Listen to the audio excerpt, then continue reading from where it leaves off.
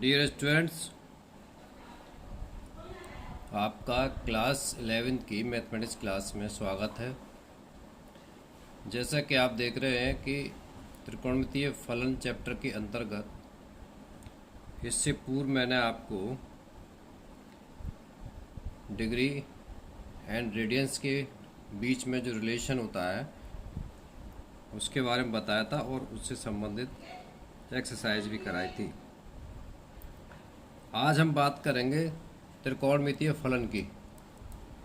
त्रिकोणमितीय फलन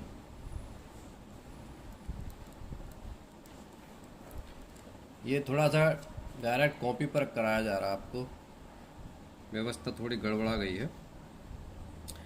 पूर्व देखिए छात्रों, पिछली कक्षाओं में हमने न्यून कोणों के त्रिकोणमितीय अनुपातों को समकोण त्रिभुज की भुजाओं के रूप में अध्ययन किया था। अब हम किसी कोण के त्रिकोणमितीय अनुपात की परिभाषा को रेडियन माप के पदों में तथा त्रिकोणमितीय फलन के रूप में अध्ययन करेंगे। तो इसमें देखेंगे, मान लीजिए ये है आपका इकाई वृत्त का कोई इकाई वृत्त जिसका केंद्र क्या है, ये है O, ठीक है। मूल बिंदु 0 0 और हमने मान लिया कि यहाँ पर P कोई बिंदु है P और इसके निर्देशांक AB हैं AB और रेडियस चूंकि इकाई है इसकी, इसलिए कितनी हो जाएगी, 1 हो जाएगी। इससे इस पर परपेंडिकुलर डाले हैं तो इस बिंदु के अकॉर्डिंग P के अकॉर्डिंग ये दूरी कितनी हो जाएगी, A, ठीक। और ये दूरी कितनी हो जाएगी आपकी, B हो गई। और यहाँ से अगर इसको हम A बिंदु मान लें, A बिंदु, ये भी आपकी रेडियस 1 है तो इसके निर्देशांक कितने हो जाएंगे, 1 0। और ये मान लीजिए x इकाई वृत्त में, जैसे मैंने आपको बताया था, चाप उतना ही कोण अंतरित करता है सेंटर पर, तो ये x हो गया आपका, ठीक है, x।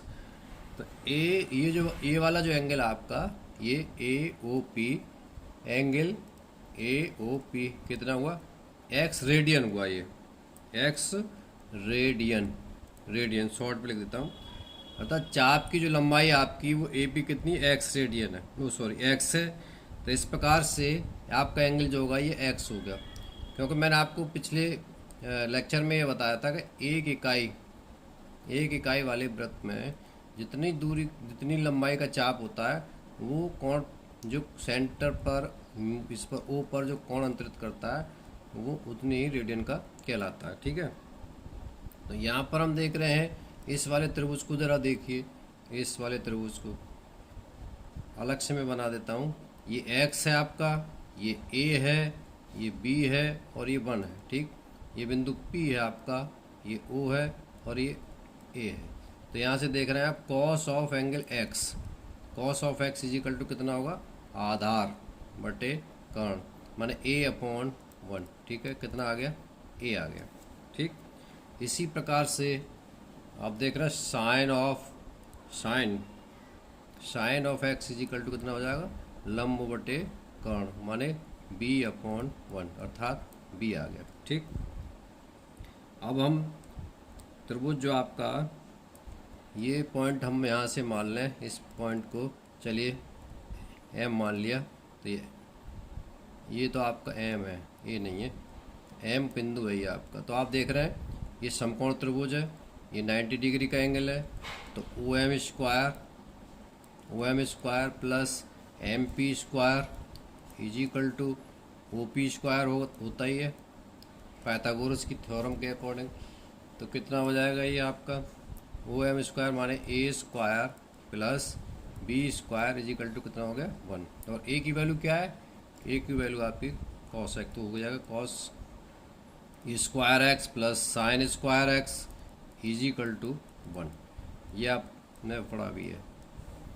हाई स्कूल में पढ़ा होगा, cos square x plus sine square x is equal to 1।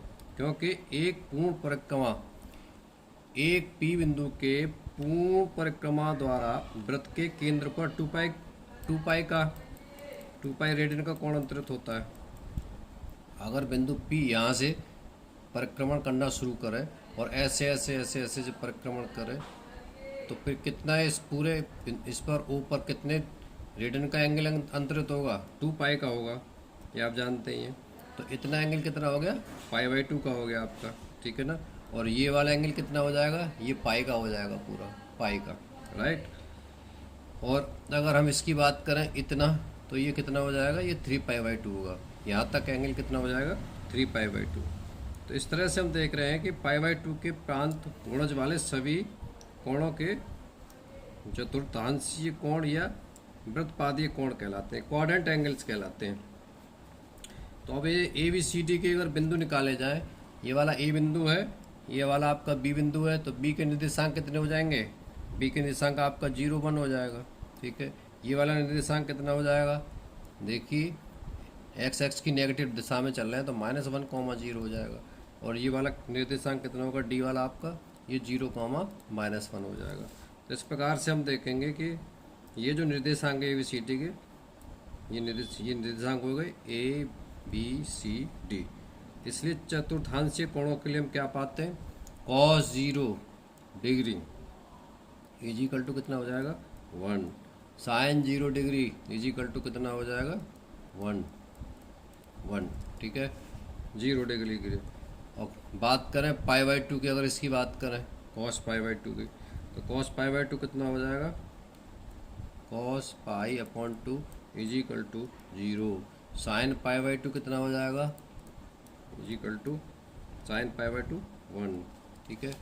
इसी प्रकार से इसको इतना यहाँ से बिंदु P से इस पर इतना मूवमेंट कर जाए, माने परिक्रमण कर जाए, पाई एंगल बना है, पाई एंगल। तो cos पाई कितना हो जाएगा आपका? cos pi is equal to हो जाएगा -1। इसी प्रकार से साइन पाई कितना हो जाएगा? ये 0 हो जाएगा। अब इस एंगल की बात करते हैं, इसकी पूरे की, इसकी। तो cos 3 पाई/2, cos 3 पाई/2 इज इक्वल टू कितना हो जाएगा? 0। और साइन 3 पाई/2 कितना हो जाएगा? साइन 3 पाई/2 इज इक्वल टू -1। अब मान लीजिए पूरा परिक्रमण कर देता है इस तरह से, पूरा परिक्रमण, तो कितना हो जाएगा? ये cos 2 pi is equal to 1। और sine 2 pi is equal to कितना हो जाएगा? Sine 2 pi is equal to 0, ठीक है। तो ये आपने देखा। चलिए आगे बात करते हैं इसके अलावा।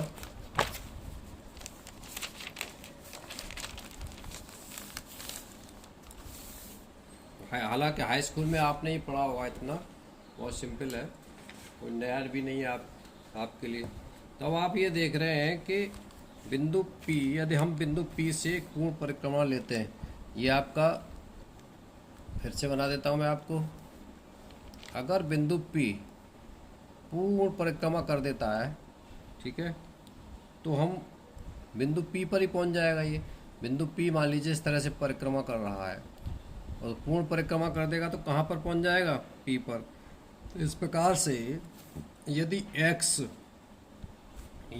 x जो एंगल था आपका बनने वाला, जैसे ये था ना, अभी आपने बनाया था, ये P बिंदु था, ये A भी था, तो ये वाला जो एंगल है x, तो यदि x 2 पाई के पूर्णांक गुणज में बढ़ते हैं या फिर घटते हैं ऐसे, तो त्रिकोणमितीय फलनों के मानों में कोई प्रभाव नहीं पड़ता है। तो त्रिकोणमितीय फलनों के मानों में कोई प्रभाव नहीं पड़ता। तो इस प्रकार से जो साइन है आपका 2n pi plus minus x, चलिए प्लस ही ले लेते हैं पहले, sine 2n pi plus x is equal to कितना हो जाएगा? साइन x हो जाएगा। जहाँ पर x क्या है आपका, जहाँ पर n क्या है, सॉरी n क्या है, यहाँ पर n आपका पूर्णांक संख्या है, पूर्णांक नंबर, ठीक है। इसी प्रकार से cos 2n pi plus x कितना हो जाएगा? ये हो जाएगा आपका cos x, यहाँ पे भी है ना आपका z है, ठीक है ना। तो इस प्रकार से आप फिर से देखिए, आपने sine x is equal to जब जीरो है, यदि एक्स की वैल्यू जीरो हो, प्लस माइनस पाई हो, प्लस माइनस 2 पाई हो, प्लस माइनस 3 पाई हो, सब पर इसका मान जीरो होता है। एक्स साइन एक्स की वैल्यू, और यहाँ पर x is equal to zero रख दें तो साइन एक्स की वैल्यू जीरो हो जाएगी। पाई रख दें प्लस की या माइनस की तो जीरो हो जाएगी। 2 पाई रखेंगे तो जीरो हो जाएगी। 3 पाई रखेंगे एंड सो ऑन, तब जीरो हो जाएगी। इसका मतलब ये है कि आपका पाई जो है एक्स पाई का क्या हुआ, पूर्णांक गुणज हुआ, पूर्णांक गुणज, ये ऐसे लिख देंगे, ठीक है। अर्थात sine x is equal to zero से क्या प्राप्त हुआ हमें, इससे ये प्राप्त हुआ कि x is equal to n pi है। x is equal to n pi, यहाँ पर n क्या है, कोई पूर्णांक है, z ये। इसी प्रकार से हम देखते हैं कि cos x is equal to zero कब होता है। cos x is equal to zero कब होगा, यदि x की वैल्यू पाई बाई टू हो जाए, और वो भी plus minus pi by two, ठीक। इसी प्रकार से plus minus 3 pi by to में इसकी वैल्यू जीरो हो जाएगी। इसी प्रकार से plus minus 5 pi by to में जीरो हो जाएगी। अर्थात जब x आपका, अर्थात that is x pi by to का विषम गुणज है, ठीक है। विषम क्या है, गुणज है। तो आपने देखा कि विषम गुणज क्या होते हैं। cos x is equal to zero से हमें क्या प्राप्त होता है, से प्राप्त होता है कि x is equal to 2n plus 1 into pi upon two, जहाँ पर n क्या है, n कोई पूर्णांक है। तो याद रखिए, इस चीज़ को याद रखिए कि cos x is equal to zero है, तो इसका मतलब यह है कि x is equal to 2n plus 1 into pi by two, ठीक है। ये आगे बात करते हैं। नेक्स्ट है आपका अन्य त्रिकोणमितीय फलनों को साइन और कोसाइन के पदों में व्यक्त कर सकते हैं। ये तो आप जानते ही हैं कि cosec x is equal to कितना होता है, 1/sin x होता है, ठीक है। लेकिन यहाँ पर साइन एक्स की वैल्यू जीरो हो गई, जीरो नहीं होनी चाहिए। तो इसका मतलब ये है कि एक्स की वैल्यू आपकी एन पाई के बराबर नहीं होगी।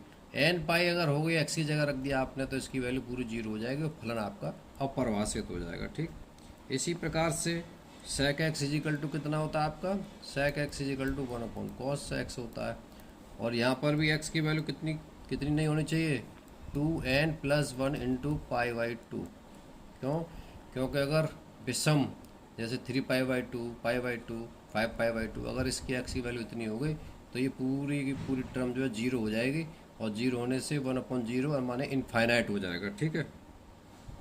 सिमिलरली आप जानते हैं tan x इजिकल टू कितना होता है, sin x upon cos x होता है। अब ये तभी होगा जब cos x की वैल्यू आपकी, cos x की वैल्यू जीरो के बराबर नहीं होनी चाहिए, अर्थात x की वैल्यू आपकी 2n plus 1 into pi by to नहीं होनी चाहिए, जैसे ये है आपकी, ठीक है। इसी तरीके से cot x इजिकल टू होता है आपका cos x upon sin x, ठीक। तो यहाँ पर आप देख रहे हैं साइन एक्स ये कब परिभाषित है, ये तब परिभाषित है जब साइन एक्स की वैल्यू जीरो नहीं होनी चाहिए, अर्थात एक्स की वैल्यू आपकी एन पाई के इक्वल नहीं होनी चाहिए, एन पाई के इक्वल, ठीक है ना। इसके अलावा आपने और भी पढ़ा होगा, एक तो ये हो गया आपका, अभी हमने आपको बताया sine square x plus cos square x is equal to कितना 1। अब इसमें देखिए भाग दे दीजिए किसका, साइन स्क्वायर एक्स का भाग देंगे तो इधर 1 हो गया, और प्लस यहाँ भाग देंगे तो cos square x upon sine square x कितना होता है, cot square x is equal to यहाँ पर 1/sin स्क्वायर एक्स हो जाएगा, तो कोसेक स्क्वायर एक्स हो गया। ये फॉर्मूला भी आपने वहाँ पर पढ़ा होगा हाई स्कूल में। इसी प्रकार से फिर इसी में cos square x plus sine square x is equal to, जैसे मैंने बताया आपको 1 होता है, इसमें भाग कॉस स्क्वायर एक्स का दे दीजिए तो ये 1 हो जाएगा, प्लस ये tan स्क्वायर एक्स हो जाएगा इज इक्वल टू, और इस कॉस स्क्वायर एक्स का भाग जब इसमें देंगे तो 1/cos स्क्वायर एक्स की वैल्यू कितनी होती है, सेक स्क्वायर एक्स। तो ये आपका कितना हो गया, ये हो गया आपका सेक स्क्वायर एक्स। ठीक है, तो इस तरह से ये फॉर्मूले भी आपने पढ़े होंगे और इन सब के मान भी आपने निकाले होंगे। ठीक है ना, वो पिछली कक्षा में 0 डिग्री, 30 डिग्री, 45 डिग्री, 90 डिग्री के त्रिकोणमितीय अनुपातों के मानों की चर्चा आप हाई स्कूल में ऑलरेडी आपने देखी होगी, और इन कोणों के त्रिकोणमितीय फलनों के मान वही हैं जो पिछली कक्षा में पढ़ चुके हैं। तो टेबल मुझे यहाँ तक मैं समझता हूँ, उचित समझता हूँ, मुझे दोहराने की आवश्यकता नहीं है। तो साइन की, कॉस की, टेन की, वो सब आपको याद होगी। ठीक है, तो अब बात करते हैं हम आपके त्रिकोणमितीय फलनों के चिन्ह।